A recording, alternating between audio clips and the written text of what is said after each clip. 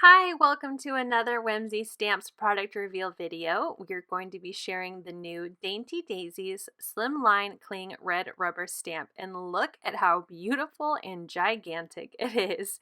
The stamp itself measures roughly 9 by 4, but the image itself will be 8 and 5/8 by 3 and 11/16, which is plenty of room for your slimline backgrounds. I'm going to place this stamp on a silicone mat. The two tacky surfaces of my mat and my stamp will help keep it in place. I've inked it all up with my VersaFine ink to make sure I get a nice crisp stamped image. I'm going to, with very delicate hands, place my paper onto my stamp, and I'm going to use a piece of scratch paper just to help me apply pressure so I don't get ink all over my hands. I made sure to have even pressure in the middle as well as all four edges of my paper, and then gently pull it up to reveal this beautiful background. I absolutely love that they took one of my favorite papers from the Buttercup Slimline paper pack and turned it into a stamp set. I'm super stoked about it.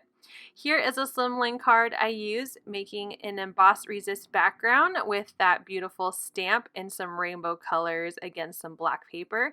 You can see how I put this together on my own channel if you use the links down below.